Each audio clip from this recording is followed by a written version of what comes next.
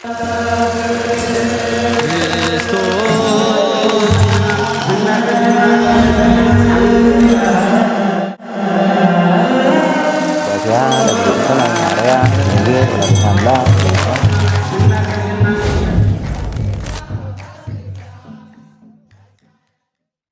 ريتن نيابنا هارا دنجل مسكولاتنا يكون تمالي ناي قنبت هم بيبنا نيرنا لو ما عند خانا يزرع حدا رأس لكم نتم سبايتي تأمدهم نتز بهذا زلو يتسمعوا نتقد لزولا زلو اسك ما يعدالو ندحنت نفسهم ها ندحنت نفسهم كاسي ما يعدالو عدالو أبيلكم እግዚአብሔር فوسنا أنصهني نو حتيات عالم تحسب نسخة خمو نتحوي ونحسبه فوسلكم مدان كتمو عدالو أمنتي زدحن أنا يكون كنت تم تاركاني أنا بمن بابين نسخهم سمعكم دحانو أمنت كام اسمع عيلة حكي مزحف سلازي عدالو وقال أنا نقول حدش تدالهم استايب لكم نقول برغة تصوم سلازي غني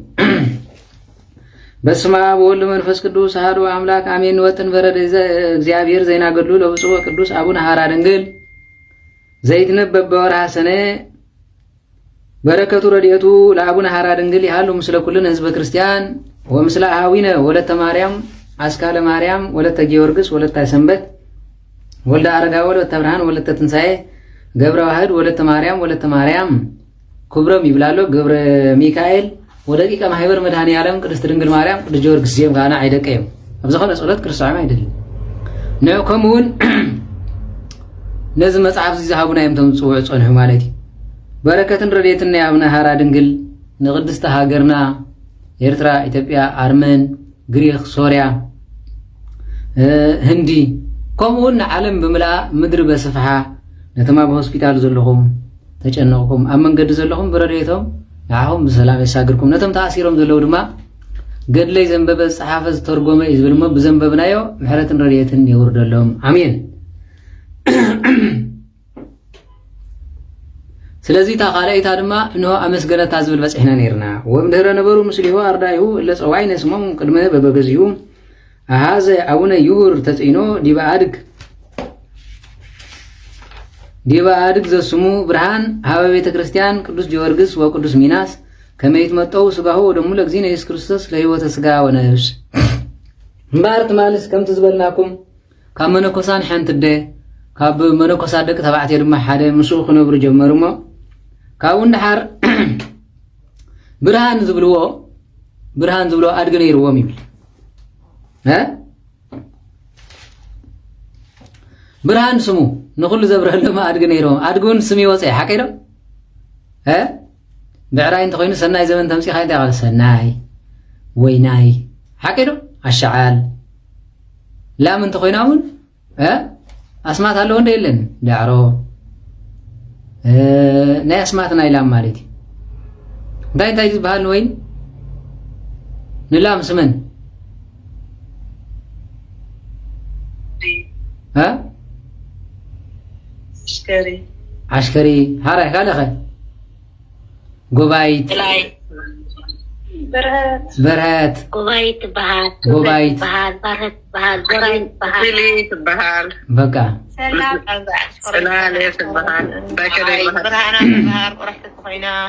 وي بحبرا وي تقبارا اسم زوصلا لم تبهال لامون نيرا انتم سبات زيت بلو يلا حقوس بهال ادغنا يسان حكي كلبهم كوينو حقوس وزترف نبلو مالك سلامتاي بحري حقوس بهال ادغنا يرنا معنا غدد حراي سلازي حراي نتميت تشا بزقرامي ነገር حراي نابتنا قداماي ነገር حراي محمد كسيكم داوغير حراي تبو عينا حل زبل انت خوينون كحيل حكيدو صبغبغ الى الله مالك ها سندو عسكري قلبت تخينها مركب قلبت تخينها مركب او يبل مالتي علم علمتي قال مش ملكت زلوا سلازي قراح اشعال وزترف خمن بلا اسم دما نادق انت خوينها توصل لي حقيره بولا ها وزترف بزخني كلب انت خينوكو حد زي شقة توصل له حد زي باشاي تقول له حكي عبي كلب انت خينو باشاي جزا تخيط خينها شقة تقول له حكي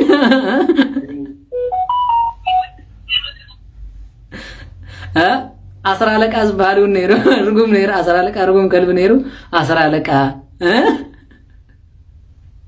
سلازي بحري قال لسي مالتي حال زي المصحف قال له حكي انسسانات كبحري يمزورس يتفلتن አይትፈልጥን አለም ጻዓዶ ከማን ክብሉ ከሎ እንታይ ባለቲ ሳይኮሎጂካል ኢማጂኔሽን ዝባሃላሉ ስነ አእምራዊ ተቆርጸተ ሕብር له حقيقة ገለ እንስሳን ዋናው ይመስሉ ወይ በተግባረው ወይ በገለ ወይ በመጥማጣት በመኻነም አይመስሉን ኪዱ እንደረየው ኣብ ጀርመን ዘሎ خلافات አገለ ዘሎ ሓደ መዓልቲ ከም ገለ ክብል ሓንቲ ቆልዓሪ ኣቢላ ለከዓት መሰረት ትዊኒ ሲላጽ ይፈላ ዓቢላ ኣብ ቲክቶክ ማለት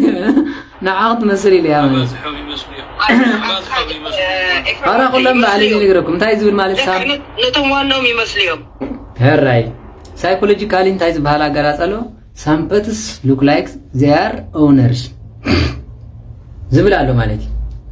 انسسا مسعف كلس دمان تايز بالمالتي نسخة بروخ انتغنكا مسبكا بروخ يخون انسسا بروخاتي خنا انجرا خاون بروخ يخون مدهانيتي زخون مسعف كلساوي مالتي ግን በቅርጽ ከልብን ሰብን ግን ተፈጥሮም እቲ ከልቢት ሰቢ ሓቂሩ በባህሪ ማላለሱ ማሳሰሪው ከምታ አንተ ቢዝ በልና ጴጥሮስ ሰይጣን ዝበሎ በሐሳቢ ናይ ሰምበር ናይ እግዚአብሔር አይተሐሰበን ያሐሰለ ዝበለይ ስለዚህ አስተውዕሉሎም ገሊኦም ጎፍጓፍ ተኾይና ታሰቢት ወያማ ሻሽጣ ወይ ገላ ነትخልቢ አትመስል ይብለኩም አለው እንደ ህርጽበ ገራ አጽሪ ቢላተኻ ቀንጠር ትብል ከልብት አለ አና መስል ኪዱ ተለሊሁ ማስተውዕሉ ማለት ኪዱሞ ወላ ደርሆ ጠንቃም ከም ዋና ትኸውን ሕያዊ ትኸውን አለ ከልቡንኩም ሰብሪው ሓን ሓዲርኩም ዝብል ታሊ ተኸልብኻ ኺዱ ከም ዝብል ዝብል ተኾይንኻ ወይ ተለሊሁ ማኒ አድግን ተኾይናውን ስቂል ረባህ ተኾይኑ ሰሩ ተኾይኑ ሰይደ ተጻዒን ዝኸይድ ተዘይ ኮይኑ ግን ጀሪካን ተይብካ ግልብጥ እንጨት ተይብካ ግልብጥ ተዘይ ኮይኑ ረግዒውን በራቂ ተኻኸሰነካ ኸሊ ማለት ስለዚህ ኣብዚ ድማ ሕያዋይ አድጊ ስለዝነበሮም ንኹሉ ተቃይመዮም ብርሃን ኢሎም ኣውፅሉ እዩ መን ኣውፅዮም ሉ ኣብ ናሃራ ድንግል ደኺሞም ብጾምን ጸሎትን ስለዝነበሩ ድማ ኖ ኣብታ አድጊ ተጻዒኖም እንዳ ቅዱስ ጊዮርጊስን እንዳ ቅዱስ ሚናስን ቤተክርስቲያን ከይዶም ስጉ እንደምን ተቀቢሎም ታድጋ ተሰኪም እዮም ጾም ነበር ናይ ጻድቕ አድጊ እንታይ ማለት እዩ ጻድቕ እዩ ሓቂዶ ናይ በላማ አድጊ እንደረይዋ መልአኽ ምስራየት ቅጥበለት ተባረኸት ተቀደሰት ስለዚህ በከመ ተብህለ በወንጌል ዮሐንስ ዘበላ አስጋዬ ወሰቴ ደሜ ያሉ ምስሌ ዋኔ ያሉ ምስሌው ወዘበላሂ እምዝንቱ ስጋዬ ያዩ በእንቲያ እስመ ስጋዬኒ መብለጥ ጽድቅ ዘበአማን ወደሜኒ ስተ ሕይወት ዘበአማን ዋዲ በከመ ይበ እግዚእነ በመጽሐፍ ኪዳን ወደመ ክቡረ መንፈስ ቅዱስ ሕይወት ወቅዱሳት መንፈስ ከወሃበነ ስለዚህ ከምቲ ስጋይ ዝበልዐ ደመይ ሰተይን ዘለዓለም ሳይነብር ኣነ ምስኡ ስጋይ መብላዕ ሓቂ ደመይ መስተ ሕይወት እዩ ኖ ስጋይ ዝበልዐ ደመይ ሰቲ ነሞ ፈውሲ ዝበሎ ከምኡ ድማ ኣብ መጽሓፈ ኪዳን ዝኸበረ ደም ሕይወት መንፈስን ናይ መንፈስ ቅዱስን ሃበና ከም ዝበሎ በዚ መሰረት ስጉ እንደምን ክበልዑ ይኸዱ ነበሩ አድገኒ ዘይፃን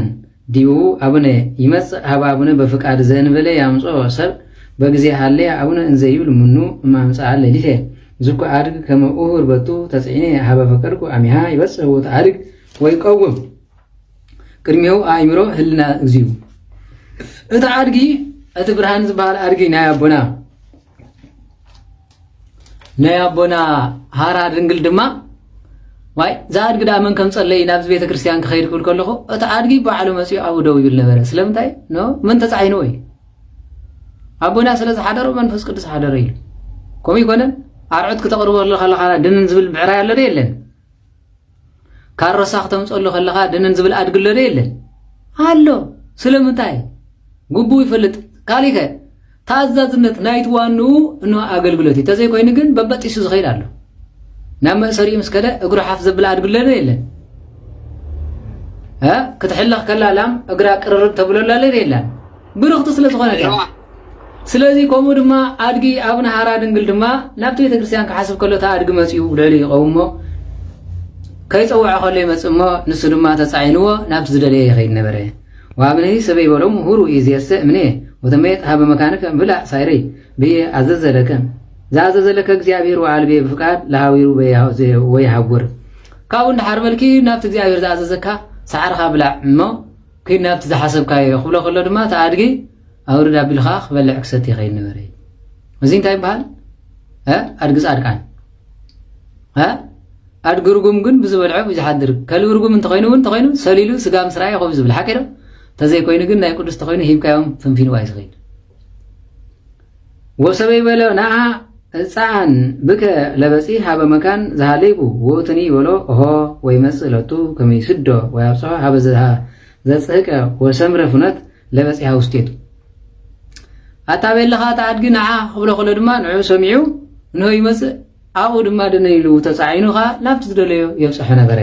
ወአልቦ ነይላው ዘያቅቦ ለአድግ በመዓልት ወለሊተ እስመ ያቅቦ አቡነ በረድኤተ ጸሎቱ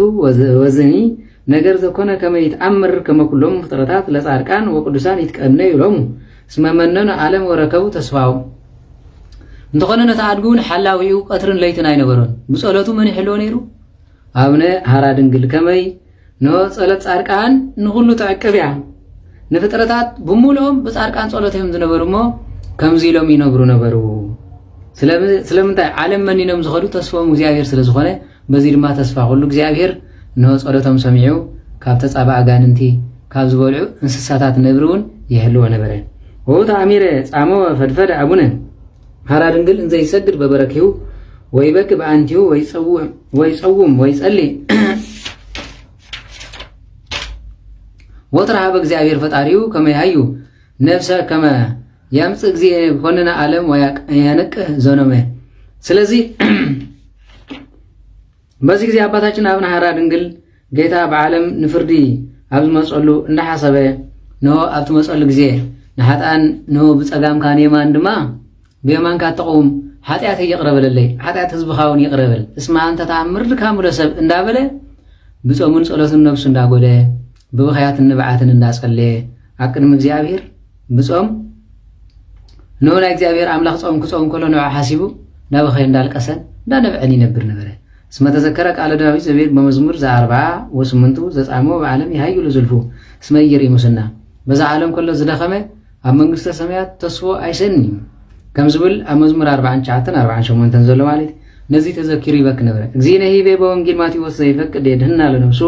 ይግድፋ ወዘሰገደፋ ለነፍሱ በእንቲያ ይርክባ ወመንተ ይበቆ ለሰብ ለማ ኩሉ ዓለም ረብሃ ወነፍሱ ሀብለ ወመንተ ሙሃበ ሰብ ቤዛ ለነፍሱ ጌታ በወንጌል ማቴዎስ ወንጌል ሰብነቱ ነው ስለይሉ ዝገደፋ خرخባይ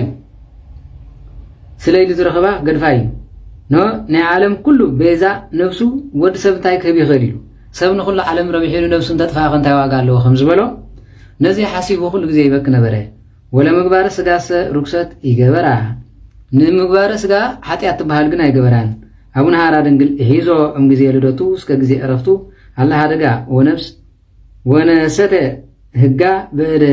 ህጉ መንፈሳዊት እስመ ለበ ዋይመረ ነገር ጳውሎስ ዘይበ በመልእክቱ ለሰብአ ገላትያ ስለዚህ ነፍሱ ነው ካብ ስጋ አርሒቆ አይነብር ነበረ ከመይ መጻሕፍቲ አጸቢቁ ይፈልጥሞ ንኃጢአት አይተጸምዳን ንስጉና ይወድቃን ከመይ ንገላትያ ጻሐፎ ብርሃን ዓለም ቅዱስ ጳውሎስ ዘኪሩ ነፍሱ ይቀጻ ነበረ ይታወቅ ምግባሩ ለስጋ ዝሙት ርክስ ወርቀት ወምርኤት አጣይዎ ወስራይ ጽል ትዝህርት ወትዝፍት ወቅናት ወማዓት ኑፋቄ ወተቃውሞ ተሃመሞ ወተቃትሎ ስተይ ስካር ዛምሳሊሁ ዝንቱ ወዘንተ ይገብር ኢርያ ለመንግስት እግዚአብሔር ናይ ስጋ ስርሑ ይፍለጥዩ ይብል ብርሃን ዓለም ቅዱስ ጳውሎስ አገላትያ ዝሙት ርክሰት ውድቀት ጣዖት አምልኾ ምትሃት ከምኡ ድማ ኩርዓትን ትዕቢትን ንዕቀትን ቁጣዓን ጥርጣረን ክርክርን ምቀኝነትን ካብዚ ሓቅ ዚኦም ኩሎም ነው ንነፍስ ዝቀትልዋ እዮም ስለዝብል ካብዚን ርሒቁ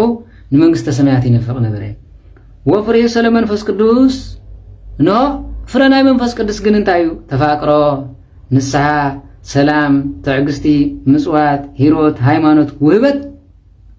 ነው ካብ ዝሙት ምርሓቂ አቡነ አይምሮ ከመ ጳውሎስ ሐዋርያ ሐደገ እላ ምግባራት ስጋውያት ዘዘከርናውን ቅድመ ወገብረ ካልአት ምግባራት መንፈሳዊት ዘዘከርናውን በዝንቱ መጽሐፍ ደረ ነው ከምዚ ዝበልናዮ ናይ ኃጢአት ውድቀት ንስጋ ዘውድቃ ዜን ምዃንን ዘኪሩ ነተን ድሕሬን ጸዋዕናየን ትዕግስትን ሰላምን نو مصواتن فسان تفاقرون حيروتن تحتنان زبلا نعن مغبار نو ليتن قطرن يتغ يفصمن نوره لألنني جبرن وافقرن لألانني جبرن وافقرن أبونا هارا دنجل كما يركب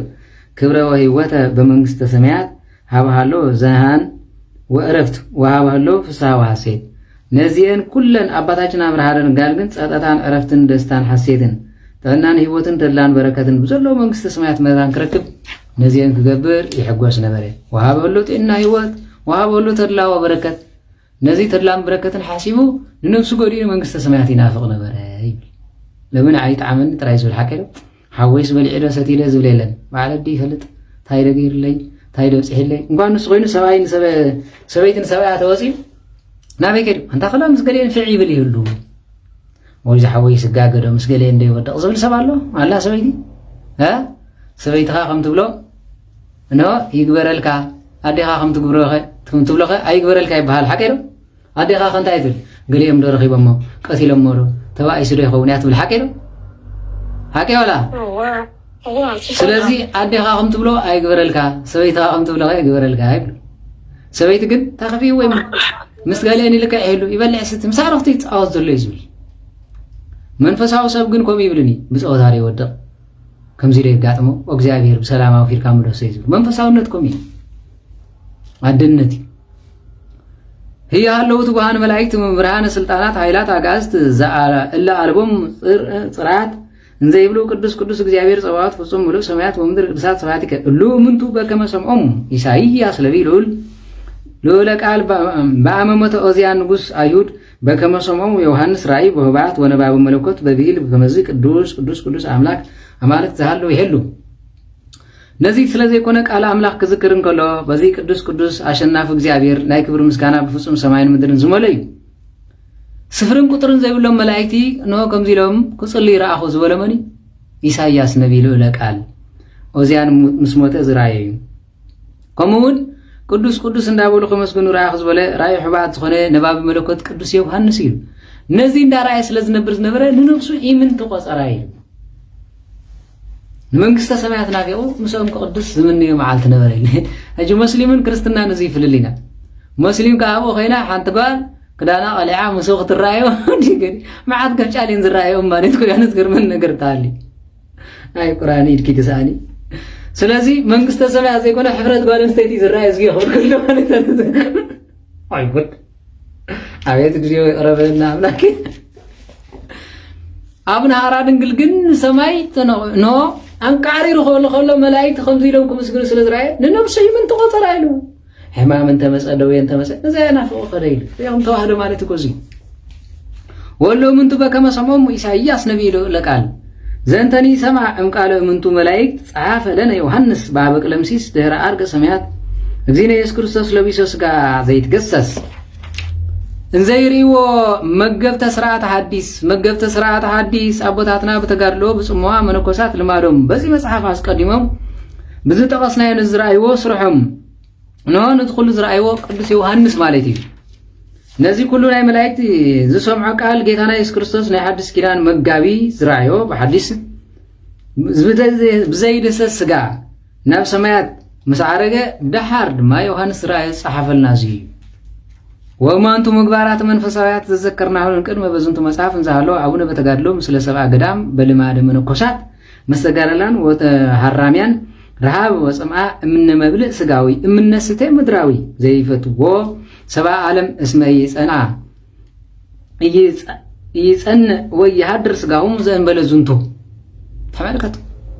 አቦታትና በተጋድሎ በጽማዌ መነኮሳት ልማዶም እዩ በዚህ መጽሐፍ አቀዲምና በተጠቀስናዮ በዚህ መንፈሳውያን ስርዓት ከገዳም ውጊያ በተጋድሎ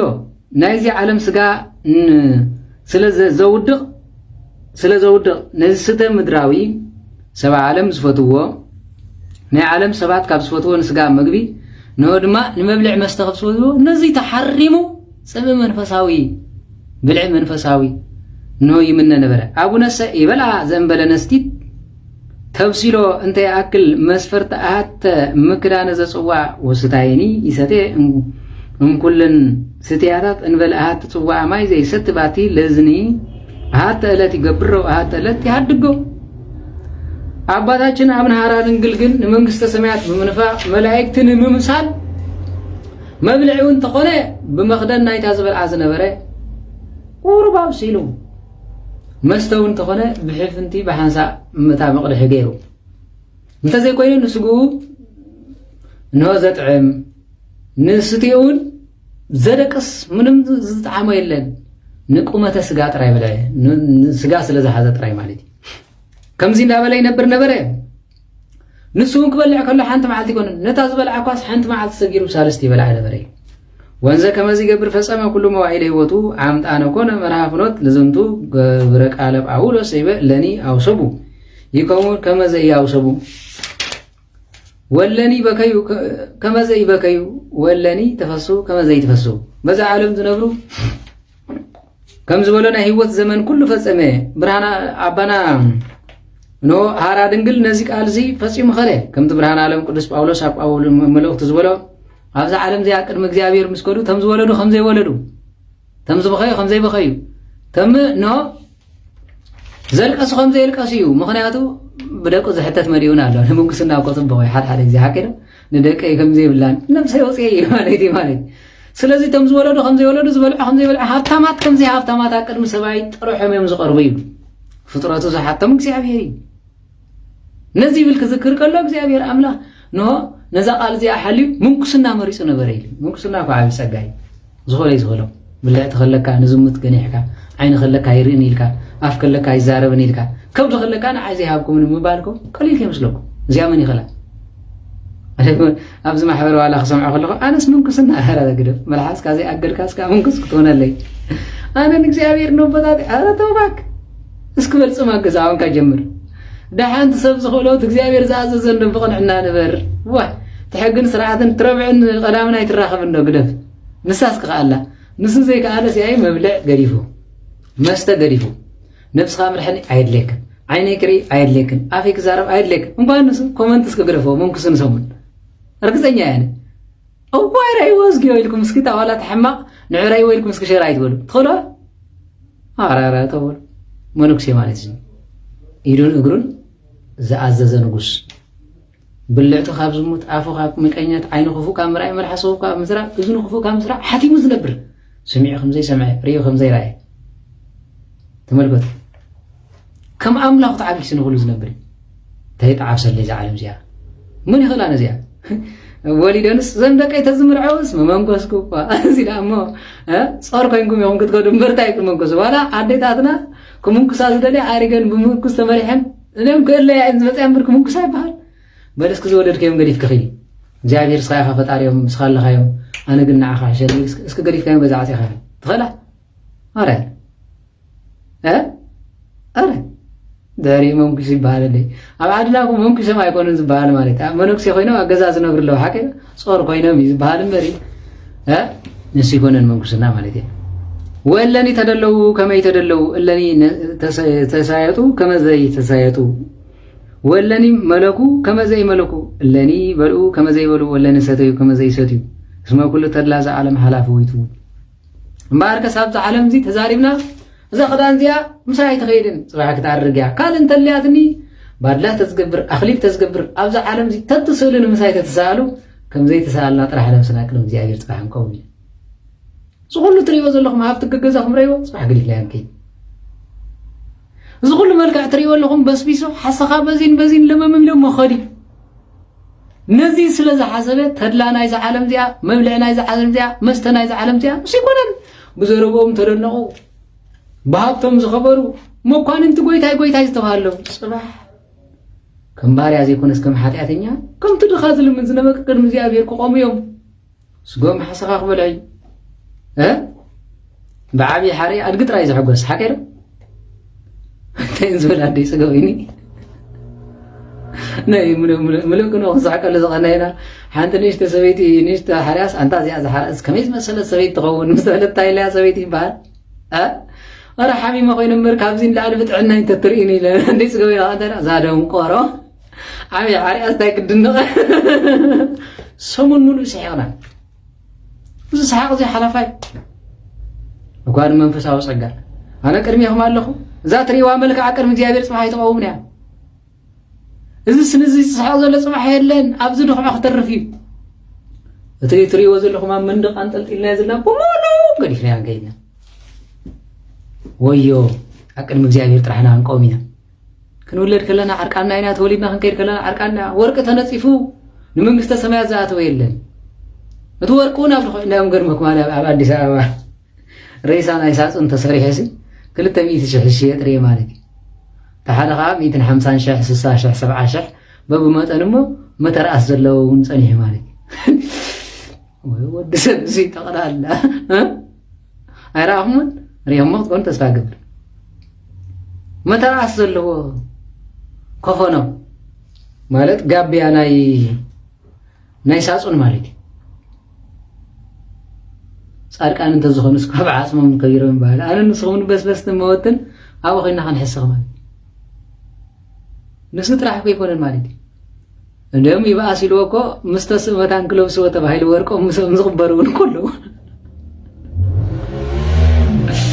وين يسمع عشنتنا يسبدون كورونا مالك ولا تقول عقا ودي لك أنا الحريت كتملس هاي تخلني هم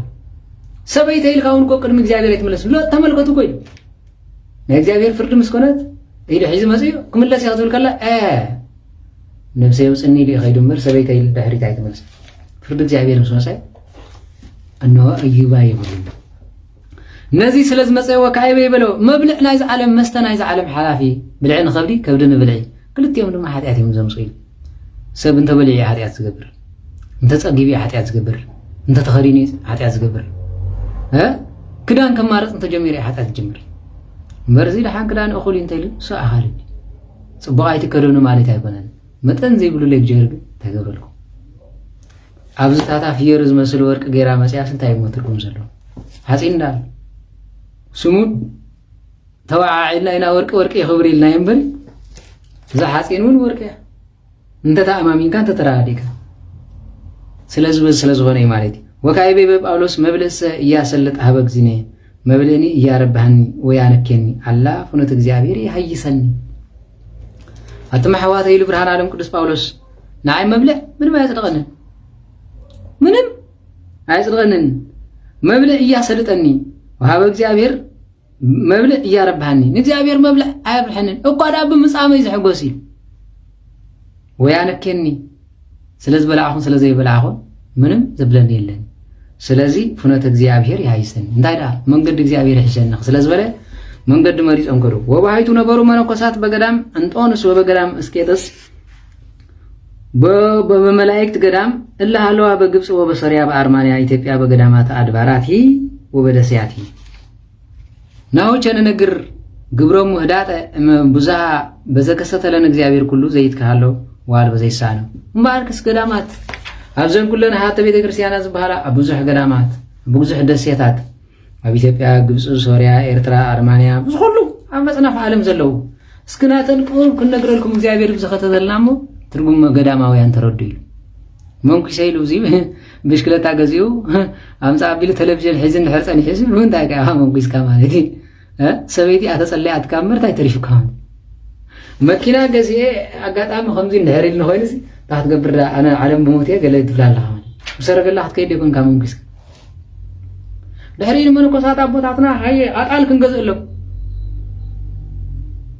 ታይ ገሩ ዝናዓቆነ ጣል ዳቦም ገዲፎም ከይዶም ሳቡ ኻጣል ማሓንት መዓልት መላሓ ኹዶ ክተርፍ ኢሉ ሃይ አምላኽ ስኻ ዘይትሪዮ ምባል አይተርፍ ምሕተ የውሚና ከይደ ሲቦን እንተዋጋ ሽኑሪ ስለዚህ ከሰተለነ እግዚአብሔር ብዝኸተተልና ነገር ክነረዳውኩም ኢሉ ቦ ለይሰስዩ መለሰን ወቦ ለይሰስዩ ሳገመ ስገም ማለት ወቦ ለይሰስዩ ስርናይ ወቦ ለይሰስዩ ከሚነ ወቦ ለይሰስዩ ብርስነ ወቦ ለይሰስዩ አተረ ወቦ ለይሰስዩ ቱርሙሰ ወቦ ለይሰስዩ ፍረብ አለስ ባርከስ ገዳማዊን ንህጉ ዝበልዕለው ብርስን ዝበልዕለው ስርናይ ነውቀልዮም ዝበልዕለው ስገም ዝበልዕለው ቆጽል ዝበልዕለው ካፍርያት ድማ ሓንቲ ዓይነት ፍረ ዝበልዕለው ካብኡኔው ንነፍሶም ዝኸስዕ ንኣካሎም ዘወፍር ኣይበልዑን ወበለይ ሰሰዩ ካልኣ ፍርያት ምድሪ ወበለይ ሰሰዩ ዳፍንቲ ወበለይ ሰሰዩ ህብስቲ ወበለይ ሰሰዩ ጳጉሚስ ባርካ ምድሪ ፍሬ ዘይበልዑን ነገራት ግን ጎች ስሎም ቆፅለ መፅለ ዝበልዑ ማለት እዩ ሕብስቲ እውን ንቑፅ ጥራይ ዝበልዑ ኣለዉ እንጀራ እውን ጥራሕ ዝበልዑ ኣለዉ ጥርያ ዕረ ዝበልዑ እውን ከሎ ምግቢ ግበረለ ኢሎም ብእምነት ጳጉሚስ ዝበልዑ ኣለዉ ገሊኦም እውን እግዚኣብሔር ሓንቲ ሕብስቲ ጥራይ ዝቦም ካብ ሰማይ ኣለዉ ኩሎም ግን እንታይ ይብል ጻድቃን እቲ ሕብስቲ ካብ ሰማይ ዝበልዐን እቲ ፍረ ሓንቲ ዝበልዐን ፍልል ኣሎ ንናቶም ተጋድለይ ወበለይ ሰሰይ ሕብስቲ ዘይወርድ እምሰማይ ከማ አቡነ ብኑዳ ወመምህር አቡነ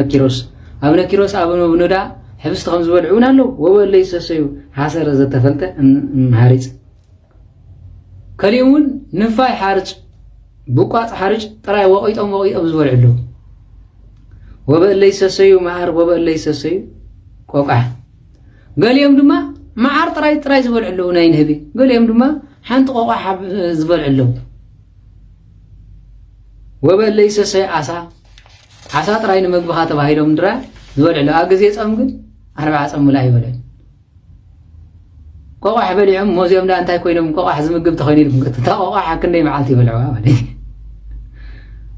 ዘባሂር ወበለይ ሰሰዩ ሳኢር ወበለይ ሰሰዩ ተሓግ ዝበልዑ ኣለዉ ሳዕሪ ዝበልዑ ኣለዉ ወበለይ ሰሰዩ ሓምለ ወበለይ ሰሰዩ ካልእ ቆፅ ሓምሊ ዝበልዑ ኣለዉ ካልእ ቆፅሊ ዝበልዑ ኣለዉ እግዚአብሔር ተዘይኽኢልካ ክትበልዖ ትኽእል ንሱ ጥራይ ኣይኮነን ኮ ስጋ ጥራይ ብልዑ እንተዝበሃል ስጋ ስልችዎ የለን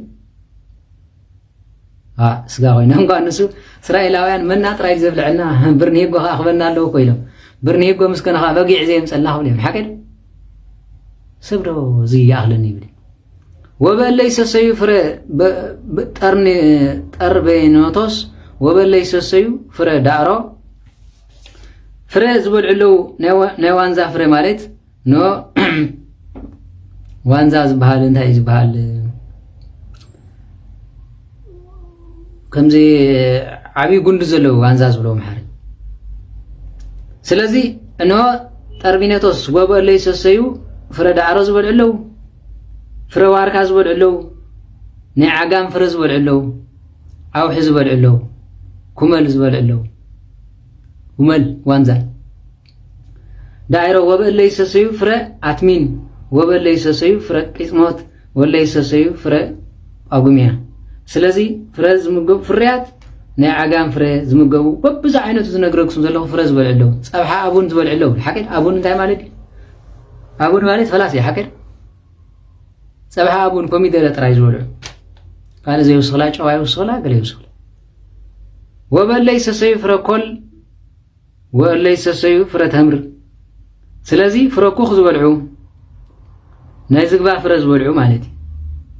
ከምኡውን ፍረ ኮል ዝበልዑ ኣለዉ ፍረ ተምሪ ዝበልዑ ኣለዉ እለይ ሰሰዩ ፍረ ዕፀ ጳጦስ ዝብለዋ ፍረ እውን ዝበልዑ ኣለዉ ወበለይ ሰሰዩ ፍረ ሮማን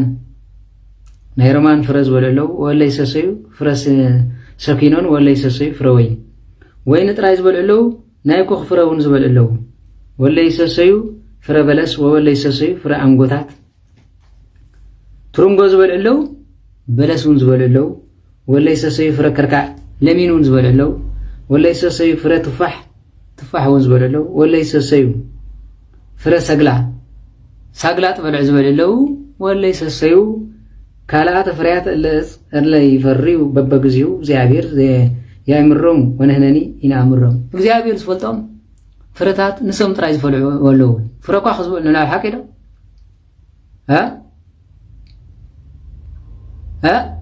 ንሱ ጥራይ ኣይኮነን ማለት እዩ ሽንጦ ዝበሃል ኣሎ ብክረምቲ ጥራይ ዝፈሪ ከምኡውን መዓር ኳ ዝበሃል ኣሎ ጉንዲ ጥራይ ዝብላዕ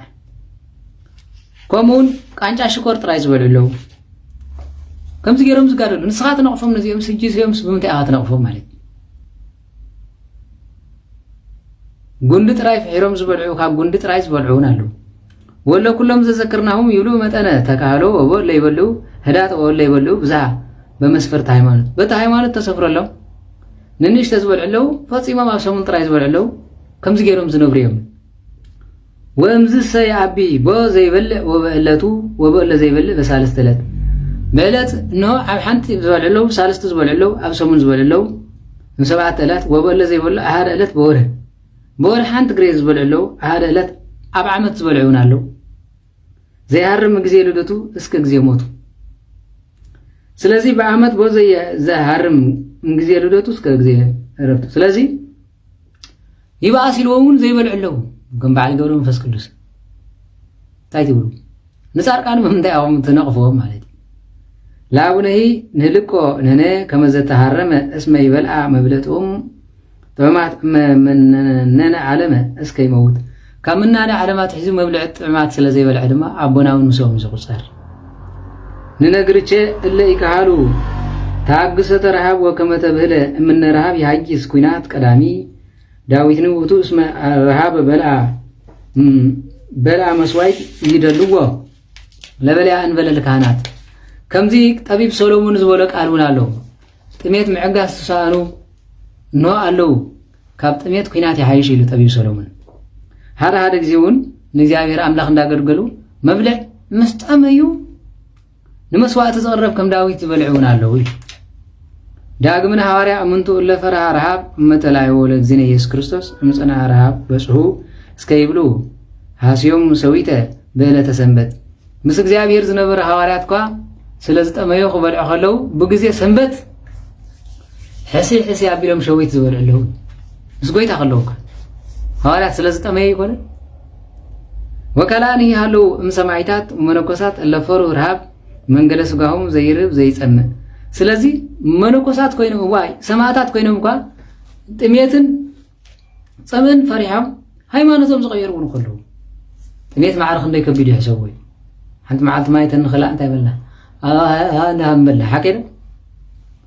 ንሶም ግን ንጽድቂ ኢሎም ከምዚ ኢሎም ተጻዊሮም ብህይወተ ስጋ ነዊሕ ዓመት ዝነብሩ እዮም ኢሉ ወምነ ሰትያት ቦ እለይ ሰትዩ ወይነ ወበለይ ሰትዩ ሜሰ ወበለይ ሰትዩ ጼቶሎ ወከራሜ በእንተ ደዌሆም በከመ ይቤ ጳውሎስ ለጢሞቴዎስ ወሉ ኢትስተይ ማይ ዕራቃ አላ ህዳጥ ወይን ትወስህ በእንተ ህማማት ክብርከ በእንተ ደዌከ ለዝልፉ ገሊኦም ወይን ጥራይ ሰትዩ ኣለዉ ንመግብን ስጋን ትኾኖም ገሊኦም እውን እነሆ ሰዋ ጥራይ ስተዩ ዝተባሃሉ ኣለዉ ገሊኦም እውን ሕማም ምስ በዝሖም ማይ ጥራይ ሰትዮም ዝጎድኦም ሰባት ኣለዉ ጾም ድሕሪ ሃልዩ ማይ ጥራይ ንበይኑ ይገረድ ብርሃነ ዓለም ቅዱስ ጳውሎስ እንታይ ኢልዎም ንሆነ ከብድኻ ውግኣት ይገብረልካ ስለ ዘሎ ማይ ጥራይ ትስተ ቁርብ ወይን ሕወሰሉ ኢሉ ስጋ መድሃኒት ዝገበሮም እውን ኣለዉ ነዚ ሰትዮም ኢልካ እውን ኣይትነቕፎም ወበለይ ሰትዩ ምዝረ መዓር በፅቢፆም ምዝሪ ሰትዩ ኣለዉ ወበለይ ሰትዩ ማየ ኩመን ወበለይ ሰትዩ ማየ ደንጎላት ማየ ጽሩይ ማይ ጽሩይ ሰትዩ ኣለዉ ማየ ደንጎላት ማየ ወይኒ ሓዊሶም ሰትዩ ኣለዉ ኖ ወዘተረፈ ማለት ወበለይ ሰትዩ ማየ ህሙክ ነው ድማ ማይ መሪር ሰትዩ እውን ኣለዉ ህሙክ ወበለይ ሰትዩ ስተታት ካልኣት እለ ይፀዋዕነ ኣስማትዮም ንህነ ነባብያነ ግብራት እምንቱ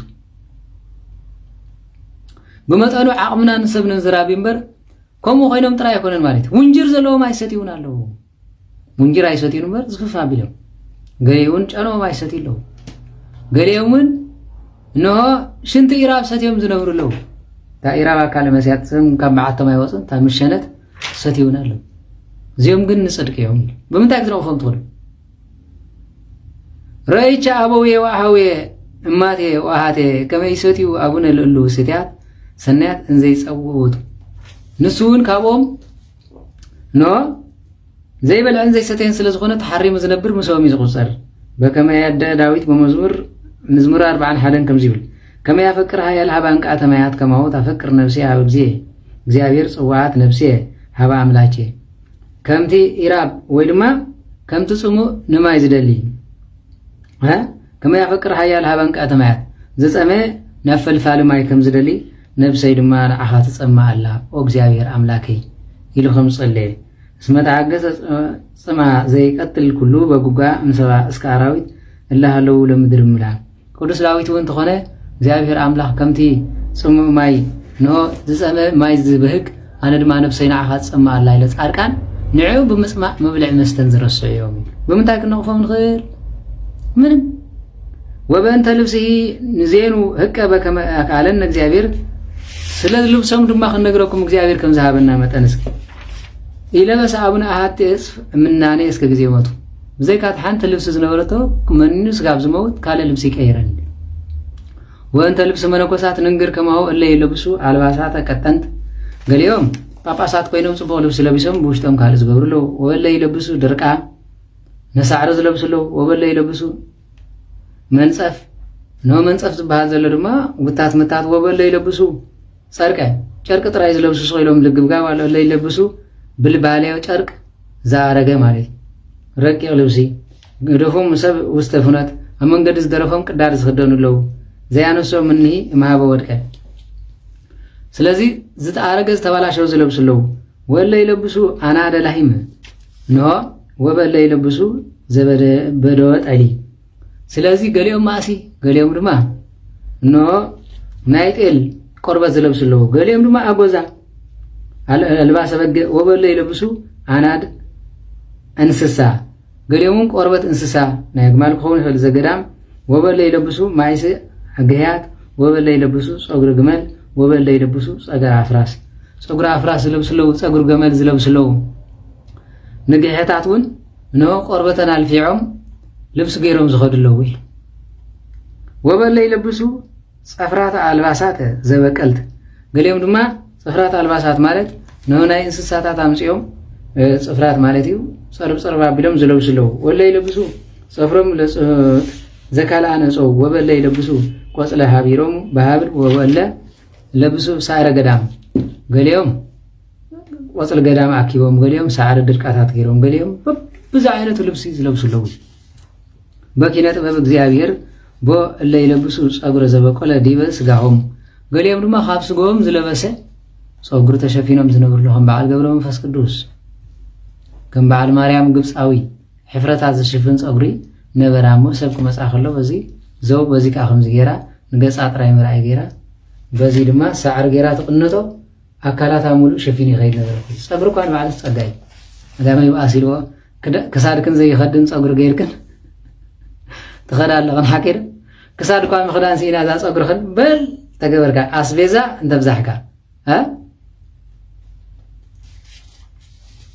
ስለዚ ወለ ኩሎሙ ከደኑ ስጋዎም በዘይደልዎም ከመይ ይግድፍ እርቃኖም እስከ ይለብሱ ልብሰ ብርሃን ዘይፈተላሁ አንስት ወይ ተከነው ጠቢባን አላ ዘተአንመ ብእደ እግዚአብሔር ወላዲ ጥበብ መኪን ወኪን ወውሳኔ ብዝሃ አዝማን እንዘላሊሁ ይትወሰን በከመይቤ ኤጲፋኒዮስ በቅዳሲዩ ባርገስ ደቂ ኣንስትዮ ዘይፈተልኦ ጠቢባን ዘይሰርሕዎ ንስጎም ከምቲ ቅዱስ ኤጲፋኒዮስ ኣብ ቅዳሴ ካብ ማስ ጀሚሩ ከይብሉ መጀመሪኡ ስጋብ ዘይፍፀም ፍጻሜውን እዚ ዘይበሃል እግዚአብሔር በኪነ ጥበቡ ዝሃቦም ንእግዚአብሔር ክሕግሱ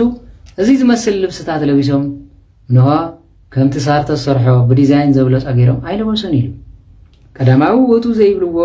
ማእዜ በማእከላዊ ውእቱ ይብልዎ እስከይዜ ቀዳማይ ዝብልዎ ካብ ማእስዩ ማእከላዊ ዝበል ስጋብ ግዜ ዳህራዊ ውእቱ ዘይብልዎ እስከይዜ ስጋብ ማእስ ስጋብ ብዙ ዘይበሃል ኖ ቀዳማዊ መጀመር ዘይፍለጥ ጥንታዊ ማእከልነት ዘይበሃል እዚ ግዜ ዘይበሃሉ እግዚአብሔር ኖ ማእከላዊ ስጋብ እዚ ዘይበሃል ፍጻሜ ዘይፍለጥ እግዚአብሔር እዩ ጥንት ላይ ወይ ወአልቦ ማለት ለክዋኒው ወአልቦ ህልቀት ለመዋዕሊው ንክዋኒው እዚ ዘመን ዘይበሃል ንመፈጸምቱ መጀመርቱ እዚ ዘይበሃል ፍጻሜው ዘይበሃል ወአልቦ ሐሳብ ለማታትዩ ንቁጥር ዘመኑ እግዚአብሔር ክሳብ እዚ ዘይሩ ዘይበሃል ወአልቦ ርስአን ለውርዛዊው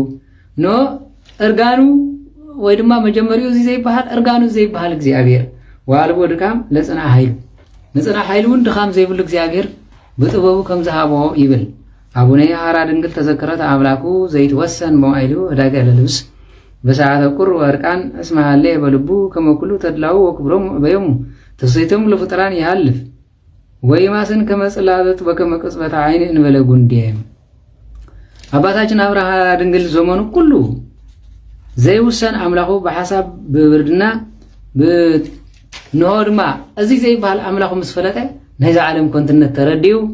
ንዕቡ ምሕሳብ ልብስ ምልባስ ንፍጥራን ዝምችእ ነገር ከይገበረን እግዚአብሔር አምላኩን ምኽባር ተስቲ ናይ ፍጥራን ከይሐሰበ ናይ እግዚአብሔር ሓድልን ተድላን ሓጎስን ተድላን ንዘለዓለም ድማ ምሱ ትነብር ህይወት ሓሲቡ ነዚ ብምስባል በከመ ቅጽበት አይነን በለጉንዲ ከምቲ መጽሐፍ ዝብሎ ነው መዋዕሊ ሰብ ከም ጽላለት ይዝሐልፍ ነው ድማ ጽባሕ በስቢሱ ጠፍ ምኻን ፈሊጡ ነዚ ሲሉ ተድላን ደስታን ኣብ ነፍሲ ይለለ ደም ገርመኩም ሓሳብ ናይ ጻድቃን ምጡቅ ከም እግዚአብሔር ለበስኩ በላዕኹ ሰተኹ ገሌኮ ጥንጭ ገይርኩም ዚ ዝብላለ ተወዳዑ በይጽባሕ አለው ክትብል ያዋጨለ قالي أدما سنورك جرا حنا تولي تسألني مالتي أنا بجولك صباح كنت قهمي يا أخي قالي أدما عينا 5 جرا خدك وحالته على لا خنت قوي صباح أبين لغد قالي أدما قرص لنا يلن في العقبة الحكاية يلن صباح رئيس عسكر نذكر نزي سلازر اي منتي نايز عالم زنت انزي حلي ابو نهار دنگل تغارله قدلص اويرو مسكله وتمهيرو وانجيله نزي زفلط ابو نهار دنگل دما تغارله اويرو مسكله مسكل صيرو تغارله تمهيرو وانجيله وانجيل تمهيرو نزر امطا نغيرا صدق برسو تكلله انو ناي صدقا اخليل دما ابرسو تخلله كما يكون لدكمان حيله زينو دكمان حيل زخونمو نزي حيل غبريلو ويسقوم لنديان بإله ولمندبان سايله نحزنان سايلي ننديان دما صقا زهب እግዚአብሔር ተመስሉ ቀርመኩም በጾምን ጸሎትን ሰዓሪ በዙ ሐቀ አርቲፊሻል ጌራየየት ብላ ታግደፍ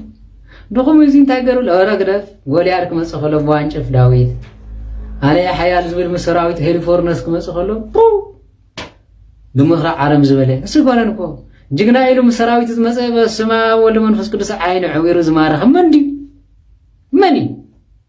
أبجي من هذه مسرحة مسلك أي كونن بصومن صورة النفس قنيعو كبعتو زي وصعيل سايو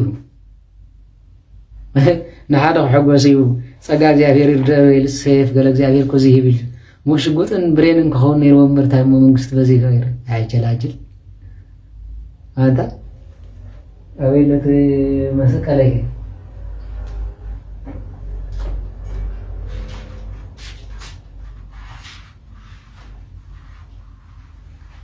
كابي سياسيات عبي بعيلي بس أقابل رديت زي حيزة صناعي من كسارة نخل ها أنا كزيابير أملاخ سنة في ندرباين كوينة نوع زي بك عمر كاب أمنا هلا دنجلس ومن سؤالة انتزوس خلو كم دي كقبر أخذ لكم كام مريت نقل بل زكونا يسمعي مسكري ها أبزلو بوليتيكا ناس كابين لعلنا هاجر حاسبو بقولسو من حيلون كابزيان لعلى خسر حقد أي تحسبوه زيز حزي زعوت عبوتا تيكاس نقول سيطان سعارو وبيت كريستيان قعرم مسكال تول خمس كاباي زماتاي شد ما عتلم قرأ تردر صام حمام سلازي أبنا هارا دنقل نخونتنت كله ترديو ساقانا إكزابير تمليو كدايبي نزيز مسل ساقاز هابنا إكزابير كبرن مسقانا نيقون كمكاح تزخلص كاب كل يرتراو أنا تراهم تبكح سلامنتاي نعينو بحافن درباي مسكال سماين كا بوتات كامل يسلو حوات كاردولو ثم النازم صبكا 5 الكارد يمو كمزي كمزو تفايل معدنا بخيرنا ياكو قد سبسب مخاني ترفي كدان كي تغزل كمزي الكاسالي لكا اكو كي تغزل كمزي الكاسالي الكاس مهار كايوكا سدون قري كل حالي እግዚአብሔር ግን ዘጉደልና ነገር የለም አይታሽ مسكو حين نراس امزلنا ስለዚህ ነዚህ ስለተረደ ምናኔ ላይ ዓለም መሪሱ ኮንትናት ይበል ነገር መኩም ነዛ حلنا زي امنكس كما ተሳካ ስናንካ ከምዚ ተገበርካ ተጽረብካ ያገለምነ ጽባህ ክፈርሲ አይትግበሩ ማለት አይኮነን አይትጽረይ ማለት አይኮነን ስለዚህ በዚህ ይምባሪ ስለዚህ ወንዘንተ ያለ አቡነ ሐራ ድንግል ጾዊሮ መስቀለ ተመሂሮ ወንጌለ አምጣነ ጻራ ጽድቅ በርሱ ተከለለ ከመይኩነን ለድኩማን ኃይለ ወይ ጸጎን ለደዳያን ብለ ወለም እንደባን ሳይለ ይሉ ዝኒ ኮውን ሎም ለመበስሙ ተማይጸኑ ወበኪዳኑ ወኩሉ በጸሎቱ ታመኑ ወበለ ተረፍተ ባሉ ለእመ ገብሩ እንዘ ይህቡ ነዋየ ዘተከህሎም ለለ አልቦሙ ነዋየ እምባርከስ እነዚህ ጌታና ኢየሱስ ክርስቶስ በማቴዎስ ወንጌል ደቀ መዛሙርቱ بسم نبي عصب نبي بسم صادق عصب صادق بسم حواري عصب حواري بسم سمايت ادم حواري كابزم حدا نشتكو هيدا قالوا زبله تذكروا سمم قالوا من تاغبر እግዚአብሔር ታግል ትፈወሱ ደሊያው ታገደሰኩም ገንዘብ ተዋሰው ነው ነዚህ መስማዓኩም ማይድጋ ማዳሊያም ተሐሰቡ ተፈወሱ ናይ ሐሳቡ ይትብሉ ኪሩ ዝሎም ማሐል ዘዳለኩም ተፈወሱሉ تذكروا قال እግዚእነ ኢየሱስ ክርስቶስ ዘይበሎም ለአርዳዩ በወንጌል ማቴዎስ ተወክፈ ነብይ በስመ ነብይ ወዓስበ ነብይ ነስ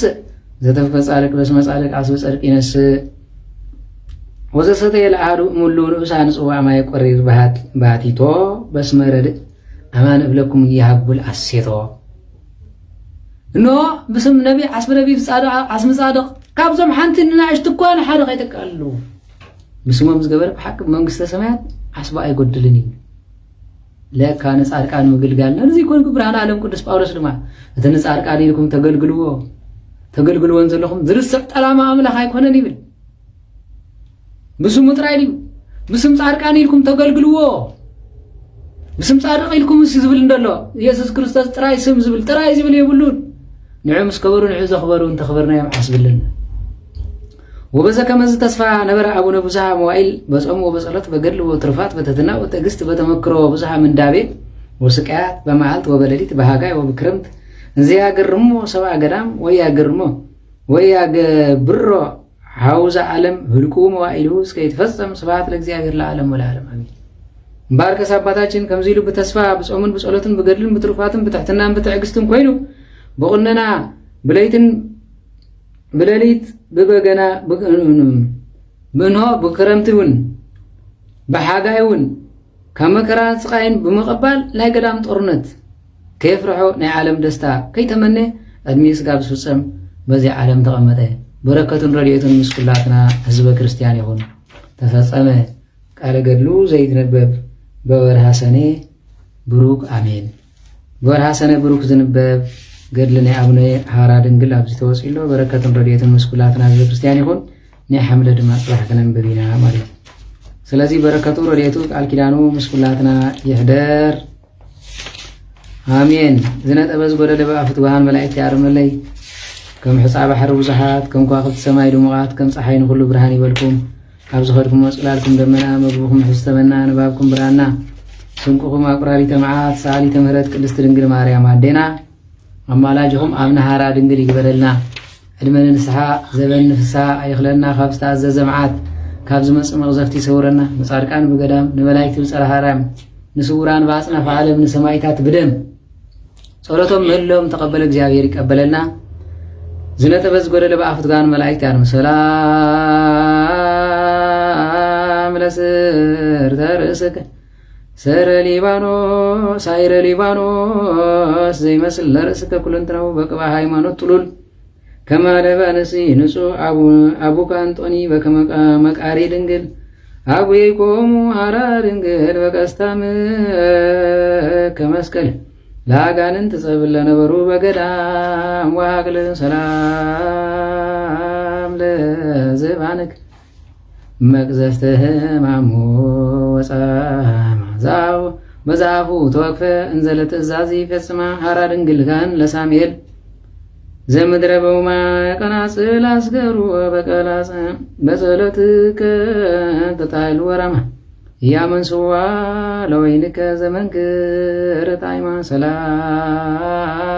لنقراك مثله صنك زتسات زتوعد مكان مزواريو راخه اسم هارا دنقل اسمك بمصاحف وتصبطان لك ما يببل بالفايلة فتصدق بصرتك باتيت كزلف بركة رديتنا يا ابن هارا دنقل مسكولاتنا حزب كريستيان يكون زنت أبز قدلي بأفوت قهان ملايك تعرملنا أبونا زب السمايات يتقدس مكات مساء من قستك ويكون فكاريك بكم سمايك ومن درستين زولتنا بني ميرك لنا بسانو جغاين كمان هنن نيرك لزعب بسالنا يتابعنا نزي وستمرسو تعالى هنن والحنن كله كويس نزياكي من قست هايلو سبحات العالم والعالم عمين وسلامة قدوس جبريل ملاك وابزيات يا مريم سلام عليك دنگل بلنا شو دنگل وسغاچ مغزاوير صوت سلام عليك بروك تانتي مانس وبروك فركرسك تفسير سيد مريم لتسغا እግዚአብሔር ምስለቺ ሳሪ ወጸሊ ምህረት እንዲያነ አው ፍቅር ወልቺ ኢየሱስ ክርስቶስ ከመ እስራኤልና ኃጣውነት ማይጸነበቺ ማይጸነበ ኪዳንቺ አሜን። ሀራይ በረከት ረድኤት ነው አብነ ሀራ ድንግል ይህደርና እግዚአብሔር ምስኩላትኩም ይኹን ይቀኒልና ባይ ወገን ብሩክ ምሸት